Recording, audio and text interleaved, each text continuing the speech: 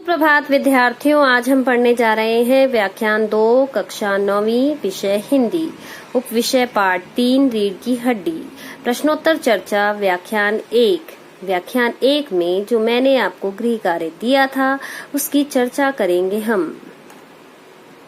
अब तक हमने पढ़ा पहला दृश्य रामस्वरूप द्वारा मेहमान के स्वागत की तैयारी करना, दूसरा दृश्य रामस्वरूप और प्रेमा की चिंता, तीसरा दृश्य गोपाल प्रसाद व शंकर का आगमन, चौथा दृश्य गोपाल प्रसाद और रामस्वरूप का हंसी मजाक। तो आइए आगे बढ़ते हैं कि पहले दृश्य में क्या हुआ। रामस्वरूप मेहमानों के स्वागत की तैयारी में लगे हुए हैं। कौन थे वे मेहमान जिनके लिए इतनी तैयारियां की जा रही थी? वे थे गोपाल प्रसाद और शंकर। वे रामस्वरूप के घर उनकी बेटी को देखने के लिए आने वाले थे। दूसरे दृश्य में रामस्वरूप और प्रेमा की चिंता को दर्शाया गया है। रामस्वरूप इस बात से चिंतित हैं कि उमा विवाह के लिए तैयार नहीं हो रही है क्योंकि रामस्वरूप उसकी उच्च शिक्षा को छिपा रहे थे। तीसरे दृश्य में गोपाल प्रसाद और शंकर का आगमन होता है और रामस्वरूप उनकी सेवा में लग जाते हैं। चौथे दृश्य में दोनों के बीच हंसी मजाक होता है और अतीत की तुलना वर्तमान से की जाती है। तो आगे जानते हैं अगले दृश्यों के बारे में। उमा के बारे में चर्चा। रामस्वरूप इजाजत लेकर बाहर जाता है। रामस्वरूप नाश्ते पानी के लिए बाहर जाता है। गोपाल प्रसाद और शंकर की बातचीत। गोपाल प्रसाद और शंकर आपस में बातचीत करने लग जाते हैं। गोपाल प्रसाद: आदमी तो भला है, मकान से हैसियत भी बुरी मालूम नहीं होती, पता चले लड़की कैसी है। शंकर: जी पिताजी। गोपाल प्रसाद: झुककर क्यों बैठते हो? ब्याह तय करने आए हो, कमर सीधी करके बैठो। तुम्हारे दोस्त ठीक कहते हैं कि शंकर की बैकबोन अर्थात तुम्हारी रीढ़ की हड्डी झुकी हुई है। इतने में रामस्वरूप आते हैं, हाथ में चाय की ट्रे लिए हुए। गोपाल प्रसाद कहते हैं, आप माने नहीं। रामस्वरूप: आपको विलायती चाय पसंद है या हिंदुस्तानी? गोपाल प्रसाद: नहीं साहब, मुझे आधा दूध और आधी चाय दीजिए और चीनी थोड़ी ज्यादा डालिएगा। मुझे तो भाई ये नया फैशन पसंद नहीं। एक तो चाय में पानी काफी होता है और चीनी भी नाम के लिए डाली जाए तो स्वाद क्या रहेगा। फैशन का अर्थ होता है चलन या रिवाज। रामस्वरूप: जी हाँ, कहते तो आप सही हैं। शंकर: सुना है सरकार अब ज्यादा चीनी लेने वालों पर टैक्स लगाएगी। गोपाल प्रसाद: सरकार जो चाहे कर ले, अगर आमदनी करनी है तो सरकार को बस एक ही टैक्स लगाना चाहिए। टैक्स का मतलब क्या होता है बेटा? टैक्स कहते कर को। आपने इनकम टैक्स के बारे में सुना है? इनकम का अर्थ होता है आय और टैक्स का मैंने यानी आय कर। रामस्वरूप: किस पर लगाना चाहिए? गोपाल प्रसाद: खूबसूरती पर टैक्स। मजाक नहीं साहब, यह एक ऐसा टैक्स है कि जनाब देने वाले मना भी नहीं करेंगे। बस शर्त यह है कि हर एक औरत पर यह छोड़ दिया जाए कि वह अपनी खूबसूरती के स्टैंडर्ड के माफिक अपने ऊपर टैक्स तय कर ले। फिर देखिए सरकार की कैसी आमदनी बढ़ती है। अर्थात ये महिलाओं पर छोड़ दिया जाए कि वो अपनी खूबसूरती के हिसाब से टैक्स दें, क्योंकि कोई भी महिला अपने आप को कम खूबसूरत तो कहेगी नहीं, तो सरकार की कमाई तो बढ़ेगी ही। रामस्वरूप कहते हैं, वाह वाह, खूब सोचा आपने। हमारे जमाने में तो कोई इसकी चर्चा भी नहीं करता था, यूं ही रिश्ते हो जाते थे बिना देखे। गोपाल प्रसाद: कभी नहीं साहब, कभी नहीं। रामस्वरूप कहते हैं, आपका क्या ख्याल है शंकर बाबू? अब रामस्वरूप शंकर से पूछते हैं कि उनकी खूबसूरती के बारे में क्या राय है। शंकर कहता है, किस मामले में? रामस्वरूप कहते हैं, यही कि शादी करने में खूबसूरती का कितना हिस्सा होना चाहिए। लेकिन इससे पहले कि शंकर कुछ बोलता, गोपाल प्रसाद बीच में टोकते हुए कहते हैं, यह बात दूसरी है बाबू रामस्वरूप। मैंने आपसे पहले ही कहा था कि लड़की का खूबसूरत होना निहायत जरूरी है, बहुत ज्यादा जरूरी है। कैसे भी हो, चाहे पाउडर वगैरह लगाए, चाहे वैसे ही, हम आप मान भी जाएं, पर मगर घर की औरतें राजी नहीं होती। आपकी लड़की तो ठीक है। रामस्वरूप, जी हाँ, वह तो आप अभी देख लीजिएगा। गोपाल प्रसाद कहते हैं, देखना क्या, जब आपसे इतनी बातचीत हो चुकी है तब तो यह रस्म ही समझिए, यानी यह तो एक फॉर्मेलिटी ही समझिए। रामस्वरूप कहते हैं, यह तो आपका मेरे ऊपर भारी एहसान है। गोपाल प्रसाद कहते हैं, और जायचा जन्मपत्री तो मिल गया होगा। जायचा यानी जन्मपत्री। रामस्वरूप, जी जायचा मिलना क्या मुश्किल बात है। ठाकुर जी के चरणों में रख दिया, बस खुद ब खुद मिला हुआ समझिए। अर्थात जिसे भगवान के चरणों में रख दिया जाए उसे कहीं और मिलाने की आवश्यकता नहीं। गोपाल प्रसाद, ये ठीक कहा आपने, बिल्कुल ठीक। लेकिन हाँ, यह जो मेरे कानों में भनक पड़ी है यह तो गलत है ना। यानी जो कुछ सुना है मैंने आपकी बेटी के बारे में, उसकी शिक्षा के बारे में, वो सही तो नहीं है ना। रामस्वरूप, क्या? गोपाल प्रसाद कहते हैं, यह पढ़ाई लिखाई के बारे में। जी हाँ, साफ बात है साहब, हमें ज्यादा पढ़ी लिखी लड़की नहीं चाहिए। मेम साहब तो रखनी नहीं, कौन भुगतेगा उनके नखरों को। देखिए, मैंने तो आपको पहले ही इस बात से अवगत करा दिया था कि लड़की ज्यादा पढ़ी लिखी नहीं होनी चाहिए, क्योंकि हमें उससे कोई नौकरी तो करवानी नहीं। ज्यादा पढ़ी लिखी होगी तो नखरों से रहेगी, किसी की सुनेगी नहीं, और ये सब हमारे बस की बात नहीं। बस हद से हद मैट्रिक पास होनी चाहिए। क्यों शंकर? जी हाँ, कोई नौकरी तो करानी नहीं। रामस्वरूप, नौकरी का तो कोई सवाल नहीं उठता। गोपाल प्रसाद कहते हैं, और साहब, लोग मुझसे पूछते हैं कि आपने लड़कों को तो बीए एमए तक पढ़ाया है, तब उनकी बहुएं भी ग्रेजुएट लीजिए। बाहर वाले कुछ भी कहें, मेरी तो लड़कियों की शिक्षा के बारे में यही राय है कि लड़कियों को घर का चूल्हा चौका ही संभालना चाहिए। और भला पूछिए इन अक्ल के ठेकेदारों से, क्या लड़कों की पढ़ाई और लड़कियों की पढ़ाई एक ही बात है? अरे मर्दों का काम तो है पढ़ना और काबिल होना। अगर औरतें भी वही करने लगी, अंग्रेजी अखबार पढ़ने लगी, राजनीति पर बहस करने लगी, तब तो हो चुकी गृहस्थी। कहने का मतलब है, कुछ बातें दुनिया में ऐसी हैं जो सिर्फ मर्दों के लिए हैं, और ऊंची तालीम भी ऐसी चीजों में से एक है। रामस्वरूप जी, लड़कों और लड़कियों की आजादी में अंतर होना चाहिए। अगर इन्हें समानता का अधिकार दे दिया जाएगा तो ये हमें कुछ नहीं समझेंगी, ये हमारा सम्मान करना भूल जाएंगी। रामस्वरूप जी कहते हैं, आप बिल्कुल ठीक कह रहे हैं। रामस्वरूप ऐसा इसलिए कह रहे हैं क्योंकि वे एक लड़की के पिता हैं, लेकिन इस तरह की बातों को सुनकर उनका समर्थन करना उचित नहीं है। रामस्वरूप कहते हैं, चाय और लीजिए।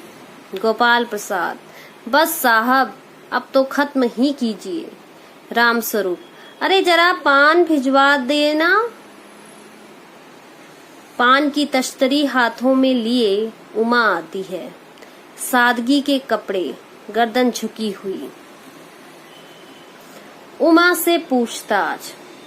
बाबू गोपाल प्रसाद आंखें गड़ाकर उसे ताक रहे हैं। रामस्वरूप हंसते हुए, आपकी ही लड़की है।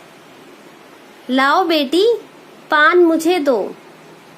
उमा पान की तश्तरी अपने पिता को देती है। उस समय उसका चेहरा ऊपर उड़ जाता है। नाक पर रखा उसका सोने की रिम वाला चश्मा दिखता है और बाप बेटे दोनों चौंक उठते हैं। राम स्वरूप जरा घबराते हुए, जी वह तो पिछले महीने में इसकी आंखें दुखनी आ गई थी, तो कुछ दिनों के लिए चश्मा लगाना पड़ रहा है। गोपाल प्रसाद, पढ़ाई वढ़ाई की वजह से तो नहीं है कुछ? राम स्वरूप थोड़ा घबराते हुए, राम स्वरूप, नहीं साहब, वो मैंने अर्ज किया ना। गोपाल प्रसाद, बैठो बेटी। राम स्वरूप, वहां बैठ जाओ उमा, उस तख्त पर, अपने बाजे वाजे के पास। गोपाल प्रसाद, चाल में तो कुछ खराबी है नहीं, चेहरे पर भी छवि है, कुछ गाना बजाना सीखा है? अब शुरू हो गया उमा से पूछताछ का ड्रामा। राम स्वरूप, जी हाँ, सितार भी और बाजा भी। सुनाओ तो उमा एक आध गीत सितार के साथ।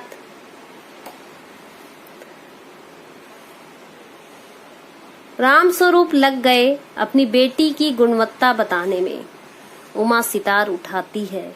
थोड़ी देर बाद मीरा का मशहूर गीत, मेरे तो गिरधर गोपाल दूसरों ना कोई, गाना शुरू कर देती है। स्वर से जाहिर है कि गाने का अच्छा ज्ञान है। उसके स्वर में तल्लीनता आ जाती है, यहाँ तक कि उसका मस्तक उठ जाता है। उसकी आंखें शंकर की झेपती सी आंखों से मिल जाती हैं और वह गाते गाते एक साथ रुक जाती है। राम स्वरूप, क्यों, क्या हुआ? गाने को पूरा करो उमा। गोपाल प्रसाद, नहीं नहीं साहब, काफी है, लड़की आपकी अच्छा गाती है। उमा सितार रखकर अंदर जाने को उठती है। गोपाल प्रसाद, अभी ठहरो बेटी, अभी उनकी जांच पड़ताल पूरी नहीं हुई थी, इसलिए वे उमा को रोक लेते हैं। राम स्वरूप, थोड़ी और बैठी रहो उमा। गोपाल प्रसाद, उमा से, तो तुमने पेंटिंग वेंटिंग भी? उमा चुप। राम स्वरूप, हाँ, वह तो मैं आपको बताना ही भूल गया। यह जो तस्वीर टंगी हुई है कुत्ते वाली, इसी ने ही खींची है।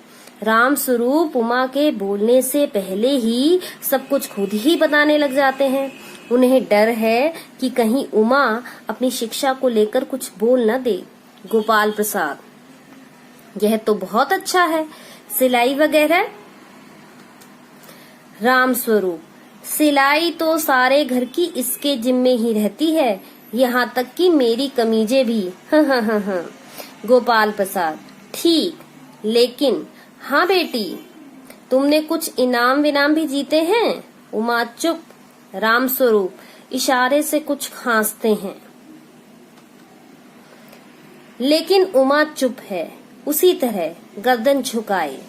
गोपाल प्रसाद अधीर हो उठते हैं और राम स्वरूप सक पकाते हैं। इनाम की बात करके वो ये बात उगलवाना चाहते थे कि कहीं उनकी बेटी पढ़ी लिखी तो नहीं।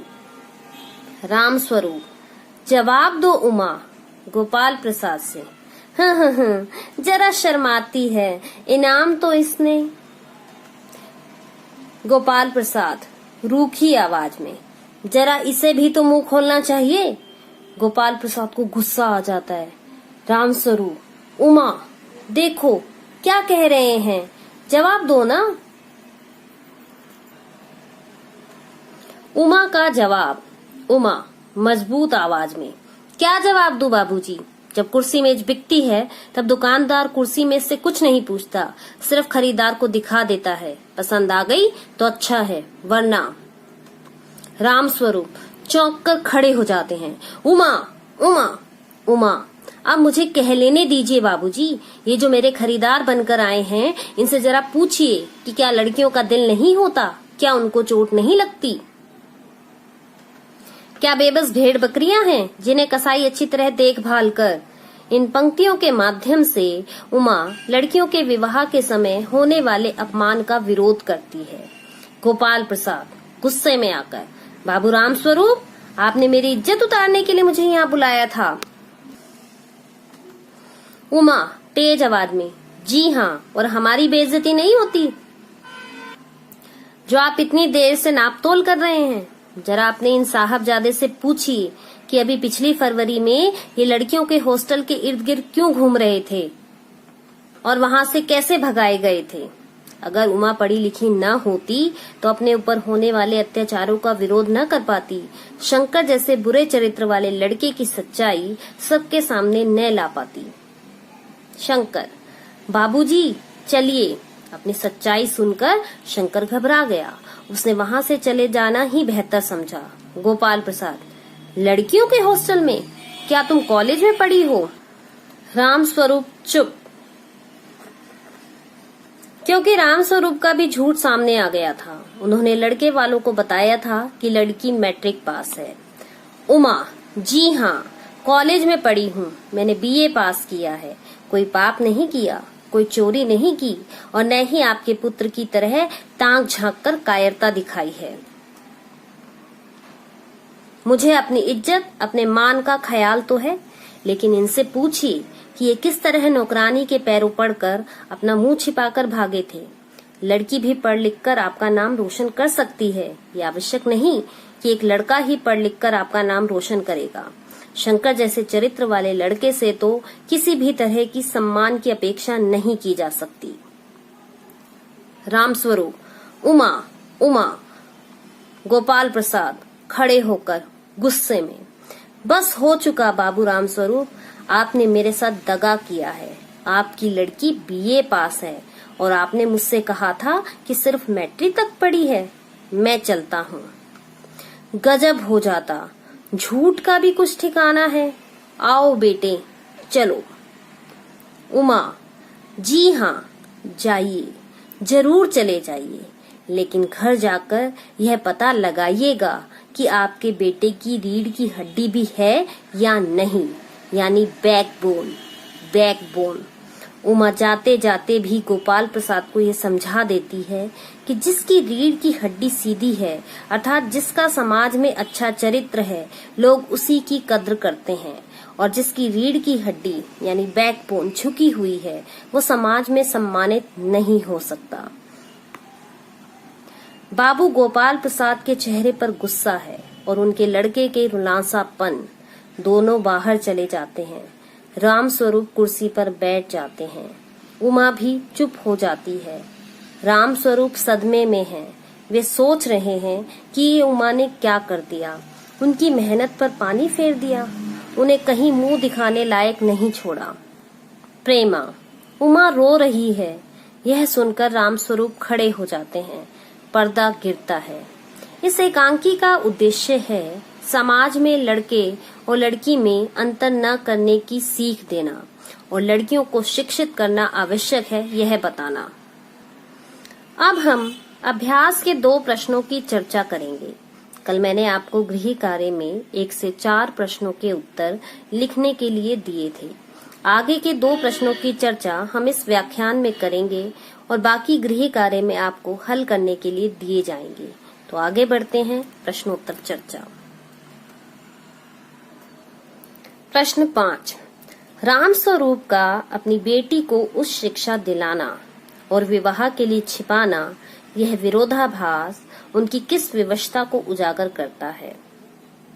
उत्तर, राम स्वरूप पढ़े लिखे व्यक्ति थे, इसलिए उन्होंने अपनी बेटी को भी उच्च शिक्षा दिलाई, परंतु उसकी उच्च शिक्षा उसके विवाह में बाधक बन गई। लड़की वालों को लड़के वालों की इच्छा अनुसार चलना पड़ता है। गोपाल प्रसाद भी ज्यादा पढ़ी लिखी बहू नहीं चाहते थे। राम स्वरूप तो गोपाल प्रसाद के बेटे से ही अपनी बेटी का रिश्ता रिश्ता करना चाहते थे। वे मजबूर होकर अपनी बेटी की उच्च शिक्षा को छिपाते हैं ताकि उसकी उच्च शिक्षा उसके विवाह में बाधक ना बने। एक बेटी के पिता होने की विवशता उन्हें ऐसा करने के लिए मजबूर करती है। प्रश्न 6। गोपाल प्रसाद विवाह को बिजनेस मानते हैं और राम स्वरूप अपनी बेटी की उच्च शिक्षा छिपाते हैं। क्या आप मानते हैं कि दोनों ही समान रूप से अपराधी हैं? अपने विचार लिखें। उत्तर: हमारे हिसाब से दोनों ही समान रूप से अपराधी हैं। गोपाल प्रसाद पढ़े लिखे व्यक्ति हैं, पेशे से वकील हैं। वे विवाह को केवल एक व्यापार मान रहे हैं। वे सौदा करने वालों की तरह जांच पड़ताल कर रहे हैं। राम स्वरूप भी पढ़े लिखे व्यक्ति हैं, अपनी बेटी को भी उच्च शिक्षा दिलवाते हैं, लेकिन उसके विवाह के लिए उसे छिपा देते हैं। उन्हें ऐसे घर में रिश्ता करना ही नहीं चाहिए था जहां लड़की की शिक्षा का सम्मान न हो। उन्होंने अपनी बेटी को उस शिक्षा दिलाकर कोई अपराध नहीं किया था, लेकिन इसे छिपाकर वे अपराधी बन गए।